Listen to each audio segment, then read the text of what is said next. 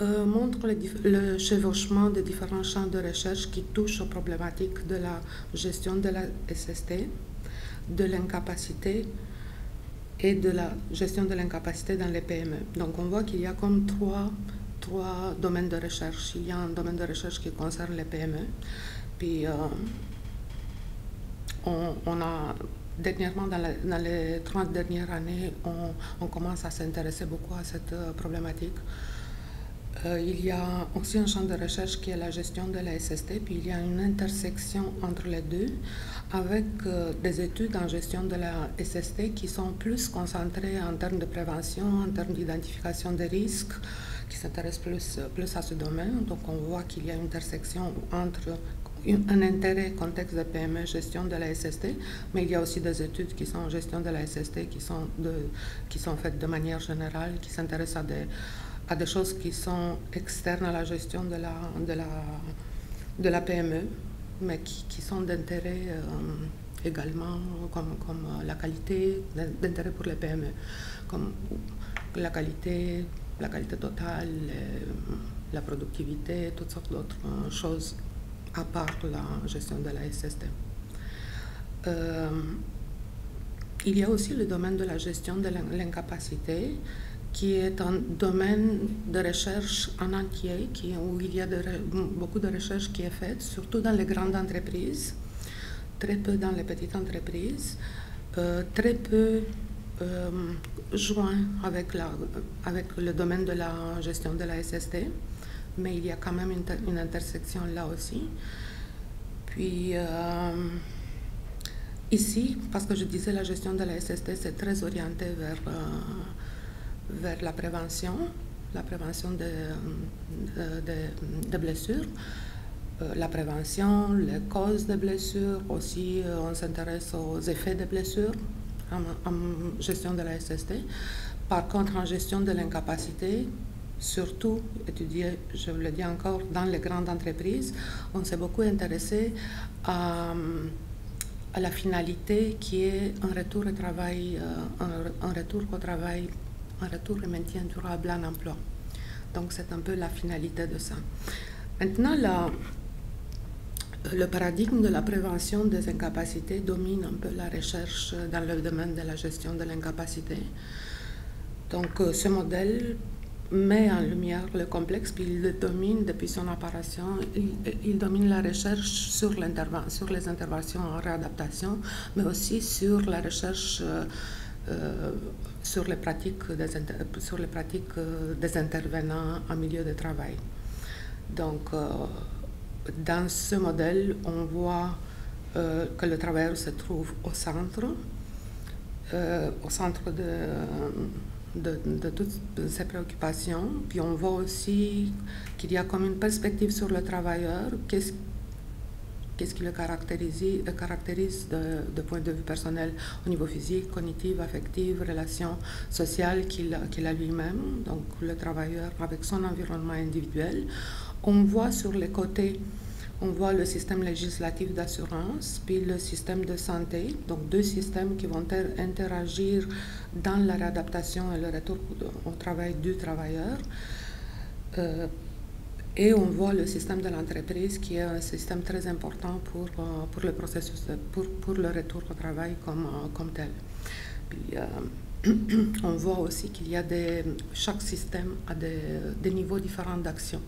Donc on voit par exemple pour l'entreprise qu'il y a tout l'environnement externe de l'entreprise, c'est-à-dire le secteur d'activité, les autres entreprises du même secteur, ou l'environnement SST dans lequel l'entreprise se trouve. Il y a l'organisation avec son gestionnaire, mais aussi avec tout un système d'organisation. Il y a le département, le poste de travail du travailleur. Donc là, on va parler vraiment de l'aménagement du poste de travailleur. Puis de même, il y a des niveaux pour chacun des systèmes. L'idée, c'est que tous ces niveaux d'action tous ces parties prenantes, acteurs vont comme interagir au niveau de l'action qui va amener vers le retour au travail. Puis ça amène cette perspective systémique. amène aussi à envisager le retour au travail comme un processus, pas comme un résultat, pas comme juste un outcome. Donc c'est un processus auquel il y a plusieurs phases. Les chercheurs s'entendent généralement sur 4 principales phases. Donc l'absence au travail qui comprend aussi, qui peut concerner un travailleur qui va être juste en rémission, mais qui peut contenir la réadaptation du travailleur, des interventions de réadaptation, mais aussi la planification du travail au niveau de l'entreprise. La reprise du travail qui peut être sur le travail régulier pour le travailleur qui s'est reposé puis qui revient au travail, ce qui arrive souvent dans le cas de petites et moyennes entreprises. Donc il va revenir au travail quand il va avoir récupéré. Mais il y a aussi des formes des choses qui sont prévues dans la législation pour effectuer l'assignation temporaire ou pour effectuer la reprise graduelle au travail. Donc il y a d'autres formes. Puis ensuite, il y a le retour au travail régulier, il y a le suivi et le maintien. Il faut dire que ces les phases 3 et 4, on peut explorer, surtout la phase 4, le suivi et le maintien du retour au travail. Ça, c'est comme un peu moins sujet de recherche. Il commence présentement à intéresser beaucoup plus. Donc, comme je disais, la perspective systémique que nous avons sur le retour au travail, que la recherche que nous avons regardée, puis je dirais que ça domine la recherche, donc ça permet de voir qu'il y a le travailleur qui a une capacité qui va être entouré des 4 systèmes, et qu'il y a des acteurs internes à l'entreprise, qu'il y a des acteurs externes à l'entreprise. Interne, c'est le gestionnaire, le supérieur immédiat, les collègues. Externes, les professionnels de la santé, les ergonomes, l'hygiéniste, l'assureur, la mutuelle de prévention. Donc, c'est tous des acteurs qui peuvent intervenir ou qui doivent intervenir à un moment ou à un autre dans le retour au travail. L'Institut for Work and Health, en 2007, puis ensuite en 2014, ils ont développé des principes. Ils ont rassemblé donc, dans un document des principes pour un retour au travail réussi. Donc, il s'agit donc pour le lieu de travail d'être vraiment engagé en santé et sécurité, pour l'employeur d'offrir des tâches modifiées aux travailleurs pour pouvoir reprendre son travail tôt, mais de façon sécuritaire. La planification, donc les planificateurs devront tenir compte, finalement soutenir le travailleur sans désavantager les collègues. Ensuite, il y a un principe qui porte sur la nécessité de former le superviseur, puis de le former surtout en prévention des incapacités, parce qu'il y a des formations en SST, mais on parle en prévention des incapacités, et de les associer dans la planification du retour au travail, parce que c'est lui qui connaît le mieux le travailleur, c'est lui qui connaît mieux le lieu de travail du travailleur, donc c'est le mieux placé pour intervenir. Puis ensuite, il y a le contact avec le travailleur, je dirais le suivi du travailleur tout au long du processus, la coordination du retour au travail par une personne à l'interne ou à l'externe, ça peut être interne, externe, ça dépend aussi de l'entreprise, et des choix du gestionnaire, du propriétaire. Puis il y a la communication avec les professionnels de la santé, qui est aussi un 7e principe, qui est un principe très important. Maintenant, ce qu'il faut dire que ces principes ont été développés à partir des recherches qui ont été faites dans les grandes entreprises. Et on peut se poser la question, dans quelle mesure on peut les appliquer, c'est quoi les modalités d'application dans les petites et moyennes entreprises qu'on connaît, qu'il y a plein de défis et de leviers qui sont reliés au contexte de ce type d'entreprise. Puis j'ai mis ici quelques conditions qui sont connues dans la littérature justement sur la gestion de la SST. Donc on sait qu'il y a des ressources financières et humaines qui sont limitées. Il y a une dynamique sociale particulière entre le gestionnaire et ses employés. Puis il y a aussi une organisation de la vie au travail qui est différente. Donc pour la dynamique sociale autour du gestionnaire et de ses employés, il y a comme une centralisation de décisions autour du propriétaire. Il y a une priorité qui est accordée à la production. Il y a que la SST, parfois, souvent, va être considérée moins secondaire aux ventes, à la planification, à d'autres activités qui sont plus liées à la productivité, à la production. Ce qu'il faut dire au niveau de l'organisation sociale, il y a comme une approche de gestion informelle, les gens vont communiquer entre eux, il y a une certaine proximité entre l'employeur et l'employé, puis ce qui nous amène aussi à dire qu'il y a toutes ces choses-là vont beaucoup influencer la culture de l'entreprise, puis on sait que la culture de l'entreprise c'est un déterminant important du retour et maintien durable en emploi. Dans la littérature sur la gestion de la SST, on a vu aussi qu'il y a des leviers, qu'il y a des conditions particulières, puis notamment des conditions qui pourraient être reliées au retour et maintien durable en emploi. C'est-à-dire qu'il y a un meilleur environnement psychosocial, mais je mets le grain de sel, ça dépend toujours de la culture de l'entreprise et de la culture du gestionnaire. Il y a des degrés d'autonomie dans la planification du travail, donc le travailleur n'est pas si circonscrit par des procédures, par des règles. Il y a une proximité entre les acteurs, donc la communication se fait plus facilement avec ses avantages et ses désavantages. Puis il y a un rôle important des intermédiaires. Intermédiaires, quand on parle des organisations, donc comme au Québec, les associations paritaires, les mutuelles ou les associations sectorielles, que ce soit en santé ou que ce soit vraiment par secteur d'activité. Puis il y a une flexibilité, une capacité d'adaptation. Encore une fois, tout ça dépend beaucoup de la culture du propriétaire, de la culture de l'entreprise, qui est beaucoup orientée sur les perceptions de l'employeur. Parce que ce qu'on peut penser dans la petite entreprise, souvent, le propriétaire, c'est celui qui fait la gestion et c'est celui aussi qui travaille souvent à côté de ses employés. Pendant le jour, il travaille à côté de ses employés, puis pendant le soir, il va s'occuper de la gestion. Donc, c'est quelqu'un qui est très occupé, qui est très orienté pour sauver des coûts, puis pour avoir un peu plus de...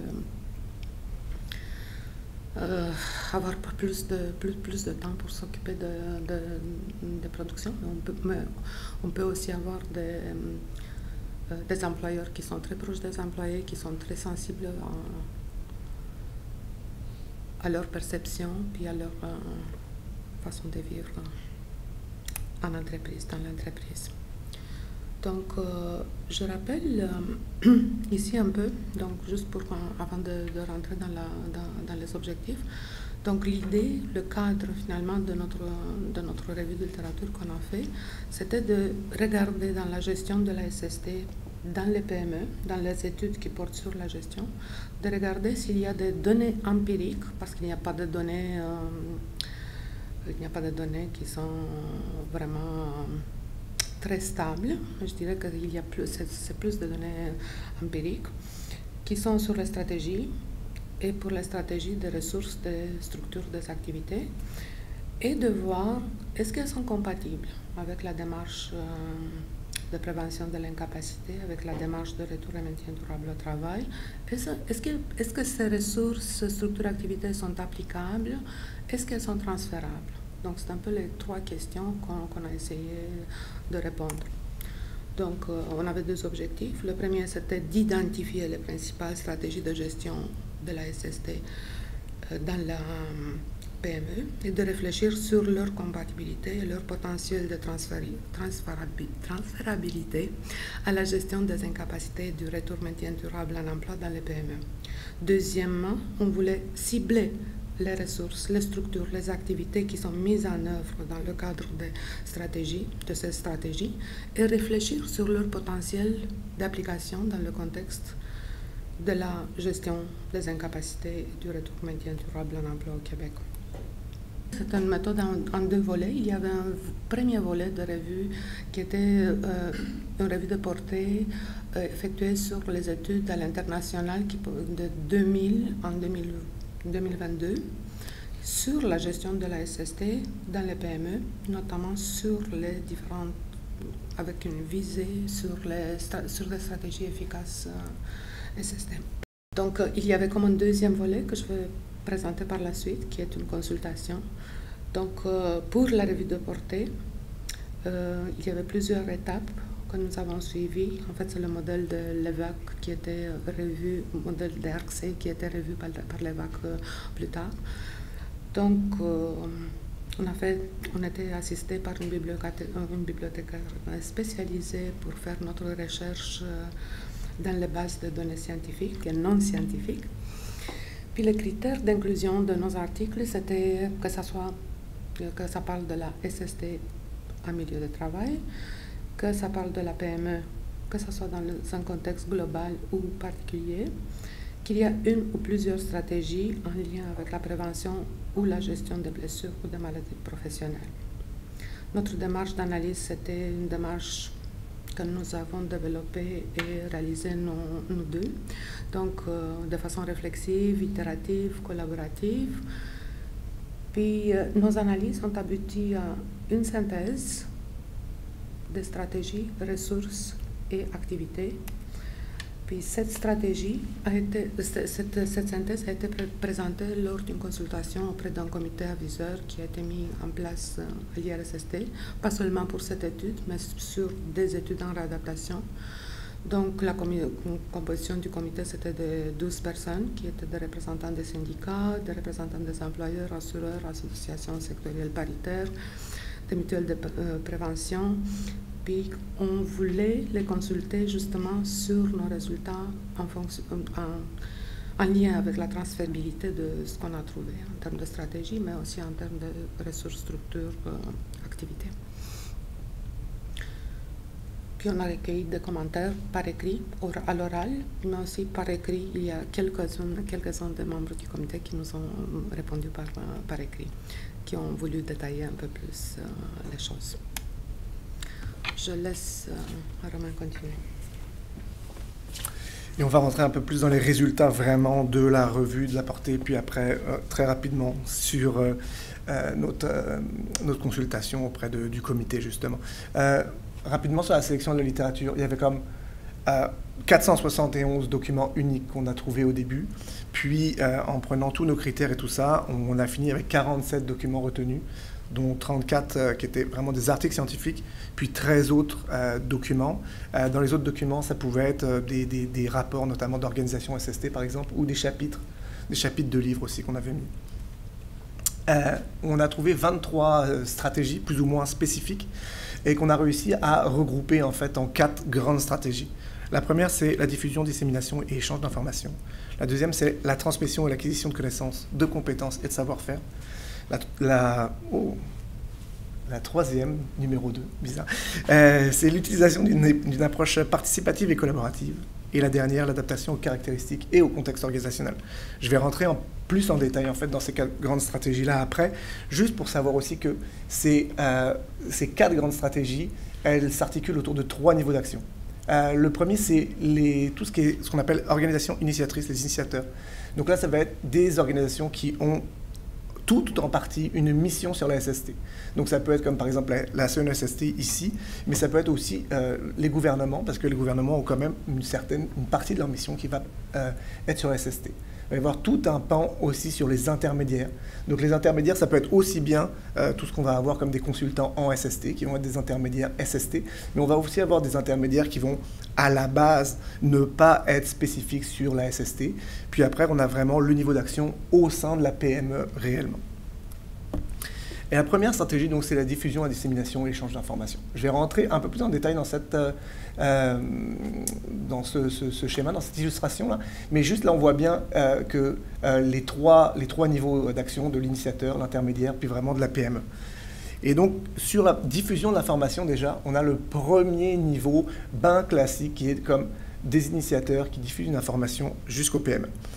Ça, c'est l'affaire la plus classique, mais ce qu'on pourrait peut-être donner comme chose pour que cette diffusion d'information fonctionne mieux, il vaut mieux que l'information ne soit pas générale, mais qu'elle soit vraiment le plus spécifique possible et en lien avec l'activité de l'entreprise. C'est ce qui va permettre réellement d'avoir plus d'efficacité sur ce genre de diffusion d'informations.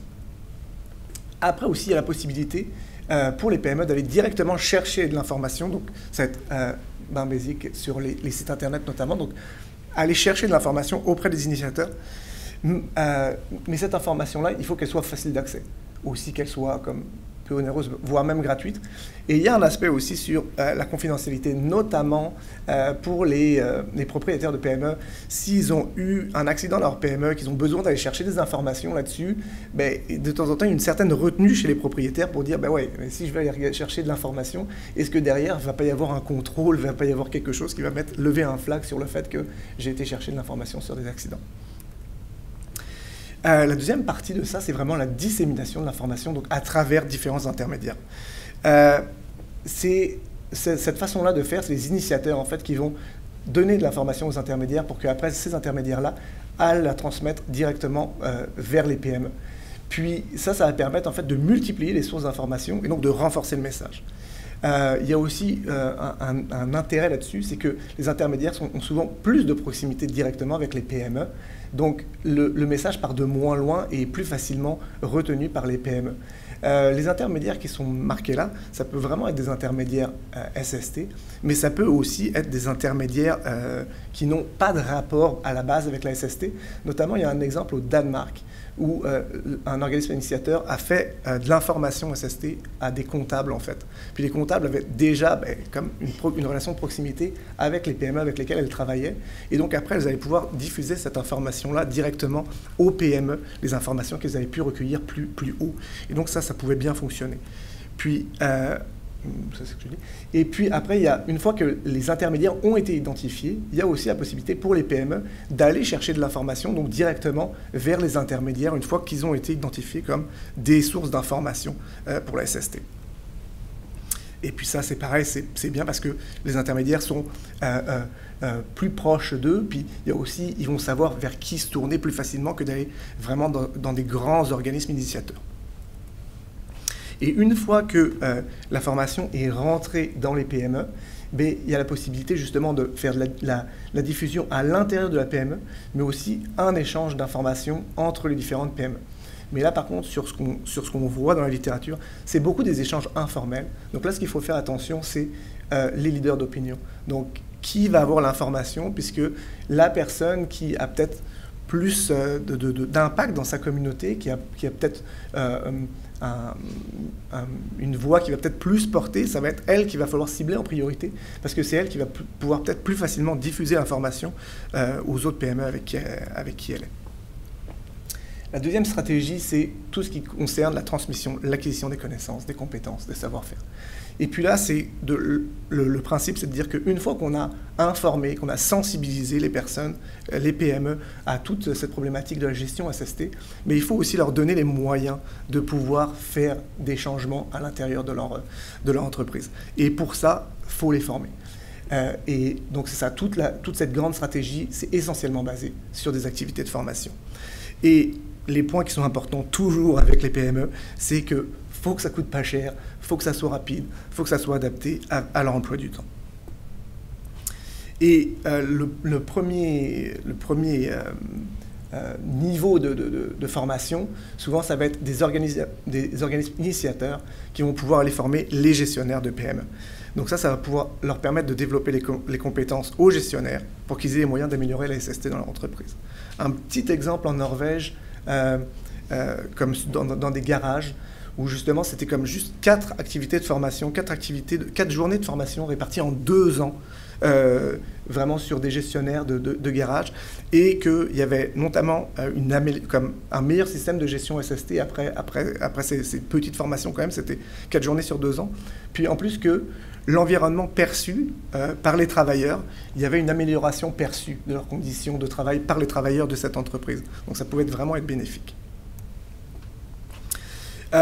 Une fois qu'on a fait les gestionnaires, eux, peuvent eux-mêmes transmettre des connaissances comme de la formation à leurs travailleurs, mais il y a aussi la possibilité que les organismes initiateurs aillent former directement des travailleurs. Ça a beaucoup moins d'effets, ça a beaucoup moins d'impact sur les entreprises que vraiment de former le gestionnaire, mais ça peut avoir des effets dans certaines entreprises, notamment bizarrement les entreprises où la gestion de la SST est peut-être la moins bonne, mais le fait de pouvoir former les travailleurs, ça va quand même leur permettre de limiter les risques qu'il peut y avoir dans leur entreprise pour eux-mêmes en fait. Et la dernière possibilité aussi, c'est de former des superviseurs. Puis pour les gens qui connaissent un peu nos recherches avec Juliana et moi, c'est quelque chose qui nous parle beaucoup, les superviseurs, parce qu'ils ont une position privilégiée vraiment entre la direction et puis les travailleurs. Donc quand on va cibler les superviseurs, on se dit qu'on va vraiment pouvoir changer la culture de l'entreprise. Dans les résultats qu'il y a eu dans les études qu'on a pu regarder dans cette revue, ça va être vraiment ambivalent.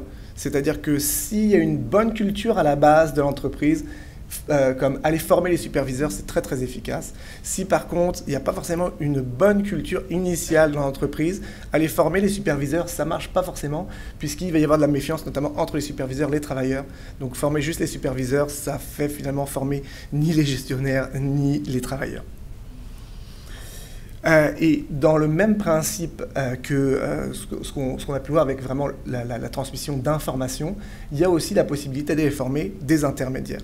Et là, les former les intermédiaires, ça peut être aussi bien comme développer les compétences d'intermédiaires SST. Donc c'est pour vraiment que les organismes initiateurs s'assurent que les compétences sont mises à jour de ces personnes-là. Mais il y a aussi toute la possibilité d'aller chercher des intermédiaires qui ne sont pas spécifiques à la SST au départ. Notamment aux États-Unis, il y a un exemple sur les chambres de commerce où les organismes initiateurs, le NIOSH, a été vraiment former certaines personnes comme à l'intérieur des chambres de commerce pour qu'elles puissent derrière avoir des compétences pour pouvoir aller améliorer la SST dans les entreprises qui découlent de ces chambres de commerce-là. La troisième stratégie, c'est l'approche participative et collaborative. Puis ça, c'est vraiment en 2 volets un peu. L'approche participative, on peut dire que c'est ce qui se passe à l'intérieur de l'entreprise, vraiment. Donc, c'est de se dire comme les gestionnaires avec les travailleurs, d'avoir cet engagement. Quand il y a l'engagement, justement, des 2 parties, ça va permettre d'avoir une culture positive dans l'organisation et ça va permettre vraiment au maximum de bien développer les systèmes de gestion de la SST. Et aussi, l'autre partie, c'est vraiment sur les travailleurs, d'aller chercher une représentativité des travailleurs. Dans les plus petites entreprises, mais tout le monde peut participer. Dans les entreprises moyennes, tout le monde ne peut pas participer. Mais par contre, il faut aller vraiment chercher la représentativité de tous les travailleurs dans l'entreprise pour pouvoir que l'approche participative fonctionne au mieux. La deuxième partie, c'est vraiment l'approche collaborative. Donc, c'est comme les ressources internes pour les PME sont limitées, il faut qu'elles aillent chercher justement des ressources à l'externe. Donc, ça peut être comme les consultants SST ou vraiment les groupes de PME qui peuvent être soit des groupes de PME reliés vraiment ou reliés comme juste en virtuel, comme on va le voir juste un peu plus tard. J'ai mis sur une partie sur les inspecteurs. Puis les inspecteurs, c'est comme un peu... on pourrait un peu imaginer que c'est contre-productif, puisque justement, les PME, elles ne veulent pas forcément se faire inspecter pour chercher de la collaboration avec les inspecteurs. Mais c'est que, quand j'ai marqué ça, c'est justement pas forcément des inspecteurs SST. Ça peut être des inspecteurs comme tout ce qui va être le service incendie, avec lesquels ils vont avoir une bonne relation, justement, une relation de confiance, puis que si ceux-là ont été formés à la base, ils vont pouvoir justement donner des moyens d'améliorer justement la SST à l'intérieur de la PME, puisqu'il y a une bonne relation de confiance à la base, initialement. Puis le dernier, c'est l'adaptation aux caractéristiques et contextes organisationnels. C'est vraiment important. Dans les caractéristiques de la PME, Je vais juste faire un petit point sur la taille, parce qu'à l'intérieur, on l'a vu, les PME, ça peut être de 1 jusqu'à 500 employés, notamment définis chez nous. Donc c'est énorme. Puis, en fait, il y a des avantages de tout. Si on prend la plus petite, ben, souvent, elle va avoir vraiment peu de ressources, mais par contre, il va y avoir souvent une grande proximité entre les travailleurs puis les employeurs. Donc ça, on va pouvoir s'en servir au maximum. Quand on va rentrer sur des PME d'un peu plus grande taille, mais souvent, il va y avoir plus de ressources. Par contre, les problématiques SST vont souvent être plus complexes aussi, généralement. Donc, il va falloir aussi prendre ça en compte. Puis, tout le contexte organisationnel, c'est ce qu'on a vraiment parlé, de regarder justement à la base, c'est quoi la culture de l'entreprise, pour voir notamment, comme on voyait, le petit point sur les superviseurs. 2 points juste sur les initiatives qu'on a vues dans notre revue de littérature, notamment en France, qui a été faite et qui reprend un peu les stratégies qu'on a vues justement, avec cette possibilité d'aller former des intermédiaires qui sont spécialisés dans la SST, donc c'était les préventeurs, puis des intermédiaires qui sont aussi non professionnels à la prévention, qui vont être amenés à justement amener leurs connaissances dans les PME. Il y a un petit point juste aussi sur le développement d'outils, parce que j'en ai pas forcément parlé, mais c'est très important. Mais l'outil revient dans la stratégie en fait du développement des savoir-faire. Et puis c'est quelque chose qui va souvent pouvoir être bien adapté aux ressources de la petite entreprise. Et ça, c'est vraiment pour illustrer les regroupements de PME dont j'avais parlé un petit peu avant. Il y a 2 exemples qui sont assez intéressants. Le premier, c'est au Danemark, où justement, c'est comme au niveau du syndicat, où ils vont pouvoir aller avoir des conseils SST à tous les membres qui sont syndiqués, mais qui n'ont pas forcément de syndicat dans leur entreprise, parce que leur entreprise est trop petite. Mais les membres sont syndiqués, donc eux, ils vont pouvoir avoir un conseil SST là-dedans. Et en Suède aussi, c'est un regroupement en fait de PME qui vont... D'ailleurs, en fait, c'est en Suède, c'était ce que je viens de dire. Et comme au Danemark, en fait, c'est justement un partage de ressources entre différentes entreprises qui se sont regroupées ensemble pour pouvoir financer justement leur service de conseil. Désolé pour le mixed-up. Un dernier petit point sur justement la deuxième partie. Une fois qu'on avait fait ça, on a fait une synthèse, puis on a fait une consultation en fait auprès d'un comité. Et le comité, c'était vraiment en réadaptation. Donc on leur a présenté ces stratégies SST, puis on leur a dit, est-ce que vous pensez qu'il y a un moyen d'adapter ça pour le faire pour la réadaptation? Puis dans le comité, la plupart des gens étaient comme, oui, ben c'est vraiment intéressant, puis je pense que ça peut vraiment s'adapter. Et les quelques points notamment qui peuvent être articulés, le fait qu'en plus c'est maintenant qu'on peut peser sur les boutons pour pouvoir mettre ça en place, c'est notamment le contexte de pénurie de main-d'œuvre en ce moment au Québec. On le voit, les PME, elles ont envie de garder leurs travailleurs. S'ils ont un accident dans leur milieu, elles veulent faire revenir le travailleur le plus tôt possible parce qu'elles ne veulent pas perdre cette connaissance-là. Sauf que pour l'instant, elles ne savent pas forcément comment y arriver. Donc ça pourrait être quelque chose qu'on va pouvoir utiliser. Après, il y a aussi les mutuelles de prévention qui sont vraiment spécifiques au Québec, qui peut être un intermédiaire sur lequel on va pouvoir s'appuyer beaucoup, peut-être beaucoup plus que ce qu'on fait maintenant. Le dernier point, c'était justement sur la modernisation du régime santé-sécurité, donc la LSST. Et notamment, c'était sur le fait que maintenant, il y allait avoir la généralisation des comités santé-sécurité dans toutes les entreprises de plus de 20 travailleurs et plus en fonction de leur secteur de 1 à 6. Là. Et donc ça, c'était des affaires qui pouvaient vraiment être importantes et qui pouvaient faire aussi des choses qui allaient avancer là-dessus. Repoint justement sur les outils, toujours s'adapter le maximum sur comment elles peuvent, c'est quoi les ressources qu'il va y avoir à l'intérieur des PME, c'est quoi leur temps qui est limité justement pour les PME. Donc comment on peut faire pour leur donner des affaires faciles mais le plus efficace possible. Donc notamment, il va y avoir toute la partie qui va pouvoir être en ligne. Un dernier point sur notamment tous les partenaires qui peuvent être existants. Et j'ai parlé des mutuelles de prévention, mais il y a les associations sectorielles, les ASP, associations sectorielles paritaires, qui pour l'instant, elles-mêmes le disent, nous, on va s'occuper juste de la prévention. Quand il y a un accident, c'est plus nous, on s'en occupe plus, ça ne nous concerne plus. Mais ça marche pas comme...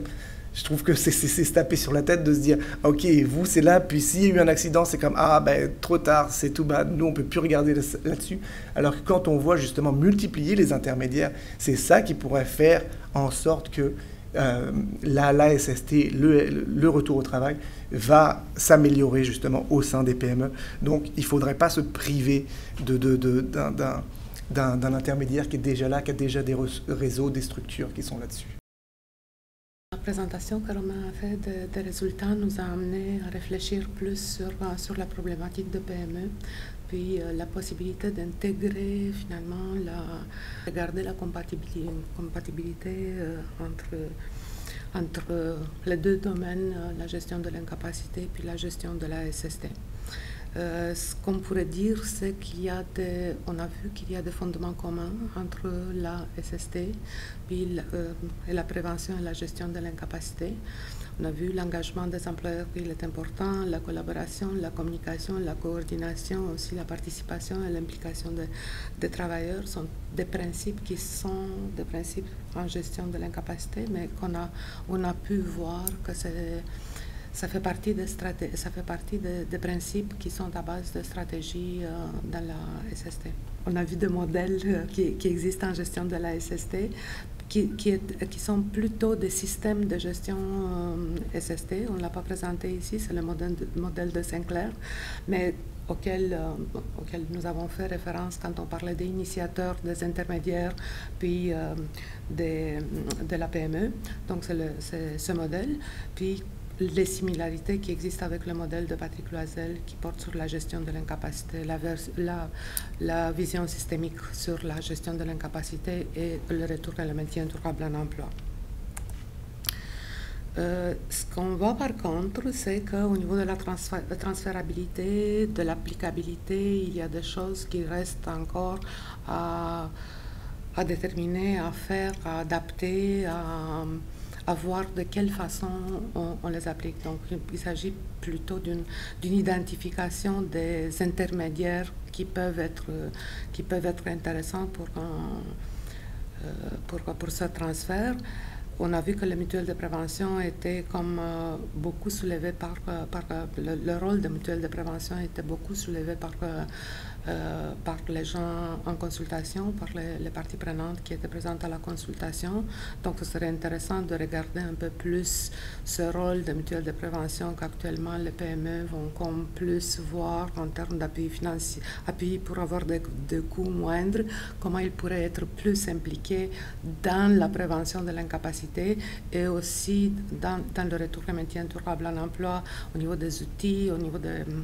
Donc, ce serait comme une voie qu'on voit intéressante pour la recherche, mais aussi pour l'intervention et aussi pour les décisions qui pourront être prises à un niveau plus haut. Il y a les associations sectorielles comme Romain l'a souligné, finalement ont comme une visée, comme une mission qui est particulière sur la prévention et qui restent, qui ont un potentiel qu'on dirait important en termes de transmission de l'information ou en termes de circulation de l'information de façon à ce que ça sert aussi aux PME qui sont desservies en SST par ces associations sectorielles. Puis, ce qui reste aussi à voir comment on peut faire pour avoir des canaux de transmission plus fluides. Puis, une des choses qu'on a pensé que ce serait intéressant, qu'on dit qu'il y a qu'on voit, nous, que c'est un besoin pour la mise en place de structures qui incitent à la collaboration, à la participation, pour bâtir et maintenir une culture de prévention qui intègre le retour et le maintien durable en emploi. Donc, une approche qui serait plus intégrative, qui serait plus peut-être intéressante pour les PME, pas quelque chose de séparé comme on est habitué présentement à le voir.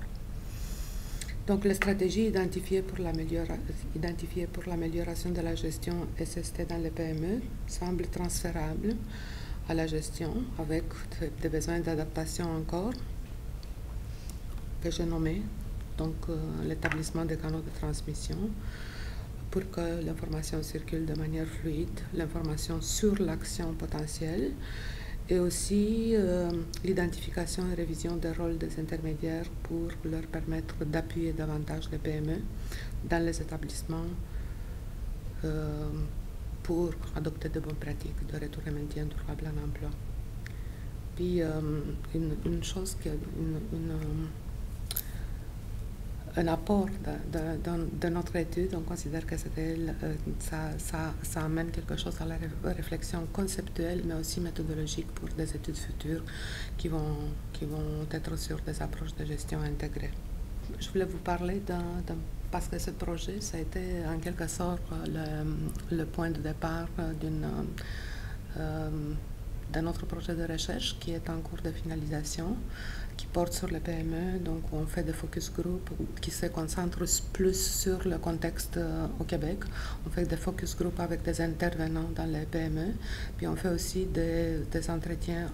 On a fait des entretiens avec les gestionnaires d'entreprise. Puis, on essaie de voir quelle est la réalité finalement québécoise, de façon un peu plus directe, comprendre mieux, puis arriver avec des pistes de solutions plus intéressantes, plus appliquées ici au Québec. Donc, c'est ça. Puis, j'ai mis une liste de références si vous voulez en savoir plus sur cette problématique, et aussi de la bibliographie si vous êtes intéressé d'en savoir plus.